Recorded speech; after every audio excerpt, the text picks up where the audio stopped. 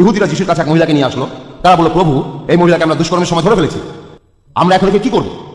তিনি বললেন, তোমরা তাকে হাতে নাতে ধরেছো, ভালো। তোমরা যদি এই মহিলাকে হাতে নাতে ধরে থাকো, তাহলে পুরুষটা কোথায়? পুরুষ লোকটা কোথায়? মহিলাটা কি করছিল আর পুরুষটা কি করছিল? পুরুষ লোকটা কোথায় গেল? না না, তোমরা শুধু এই মহিলার বিচার করতে চাও। তোমরা সবাই অসৎ। যেহেতু এই মহিলা দুর্বল, তোমরা তাকে শাস্তি দিতে চাও। আসলে তারা একটা ফাঁদ পেতেছিল। যদি যিশু বলেন তোমরা এই মহিলাকে ছেড়ে দাও, তারা বলবে এই লোকটা ঈশ্বরের নবী না। আর বুক অব লেভিটিকাস, আমাদের তাওরাত, সেখানে লেখা আছে ব্যভিচারকারী পুরুষ ও নারীকে পাথর নিক্ষেপ করে হত্যা করা হবে। যিশু কি মেসায়া? সে কি আসলে ঈশ্বরের নবী? যদি যিশু মহিলাকে ছাড়তে বলে, সে নবী নয়। আর যদি বলে পাথর মেরে তাকে হত্যা করে, আর রোমান সাম্রাজ্যে ব্যভিচারের জন্য মৃত্যুদণ্ড দেওয়া হতো না। যদি রোমানরা বলে কেন এই মহিলাকে হত্যা করলে, তারা বলবে আমাদের মেসায়া মারতে বলেছেন। এভাবে তারা যিশুকে একটা ফাঁদে ফেলল।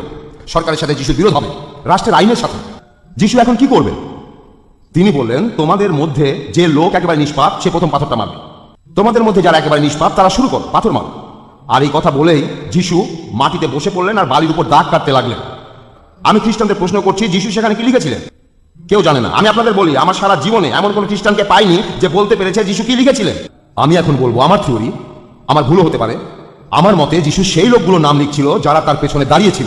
মানুষের স্বভাব এমনই, কৌতূহলী। যখন কেউ কিছু লিখছে, আমরা জানতে চাই সে কি লিখছে।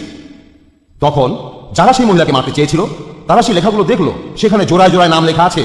যে লোক যিশুর পেছন থেকে দেখছে, ধরেন সে জন, তার সাথে এলিজাবেথ নামে এক মহিলার ব্যভিচারের সম্পর্ক আছে। যিশু লিখলেন জন আর এলিজাবেথ। জন ভাবলো এই লোকটা আমার ব্যাপারে জানে। কিভাবে জানলো? লোকটা আমার কথা জানে। পরের জন ম্যাথিউ, লেখা হলো ম্যাথিউ আর মেরি। আরে, এই লোক আমার ব্যাপারে জানে, এই লোকটা আমার ব্যাপারে সবকিছু জানে। ম্যাথিউ চলে গেল। যে লোকই যিশুর পেছনে এসে দাঁড়ায়, যিশু অলৌকিক ক্ষমতায় সেই লোকের নাম লিখতে লাগলেন জোড়ায় জোড়ায়।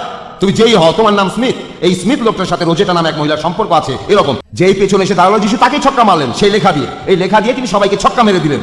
তারপর যিশু মাথা তুললেন আর মহিলাকে জিজ্ঞাসা করলেন, এই লোকগুলো সব কোথায় গেল? যারা তোমার বিচার করতে চাচ্ছিল তারা কোথায় গেল? মহিলা বলল, প্রভু, তারা সবাই চলে গেছে। এরা সবাই ব্যভিচারী, সবাইকে পাথর মেরে হত্যা করা উচিত। যিশু তাকে বললেন, যাও আর পাপ করো না। এই ইহুদিরা যিশুকে ফাঁদে ফেলতে চেয়েছিল,